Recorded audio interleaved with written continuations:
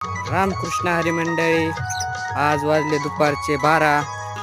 मग आपल्याला बांधायचा होता बैल आपला सावलीला होता इळभर रिकामा. मग काय घेऊ, मग चालवीला मंडळी. आधी पाण्यावर जाऊ म्हटलं. मग मग मंडळी घेतला आपण बैल पाण्यावर पाजून. ते म्हटलं पाणी पेलं की बांधू त्या लिंबाखाली सावलीला. गार होतं भगंग.